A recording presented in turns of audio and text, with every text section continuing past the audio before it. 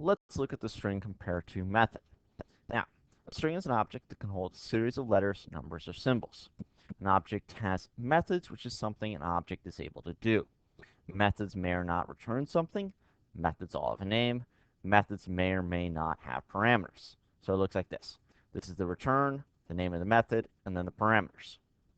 There are a number of string methods, so here we'll be looking at a few of them. So let's look at the CompareTo method. So the CompareTo method returns an int. It's called CompareTo and receives a string parameter. This method returns an int based on comparing the two strings lexicographically. So s1 equals hello, s2 equals world. So I do s1.compareTo s2 and returns an int x. So let's print it out and see what it gets us. And then we're going to do it the other way around. X equals s2.compareTo s1 and print that out. So let's see what we get.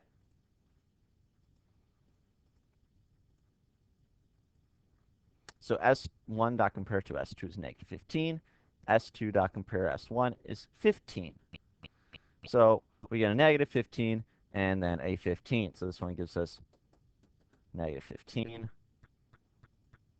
This one gave us 15. Now, notice here we did s1 compared to s2. Here we did s2 compared to s1. So let's see what this negative and positive mean. Negative means the one who called the method is alphabetically first. Positive means the parameter is alphabetically first. So here, s1 is alphabetically first because we got a negative. Here, s2 is alphabetically after s1 because s1 is the parameter and it gave us a positive number. Now, what happens when we compare two words that are very similar, hello and help? So we do s1.compareTo s2. Let's see what happens. Let's run this again. We get negative 4. So this gave us negative 4. So what happens is the first three letters are the same, so it doesn't compare them. It actually will now compare the fourth letter, the L to the P. And this L is alphabetically before this P. So like I said, if the first letter is the same, it compares to the next letter until it finds a difference. So it'll keep comparing each letter until there's a difference. Now what about this one? Take and take in. What happens? Well, it gives us a negative 1.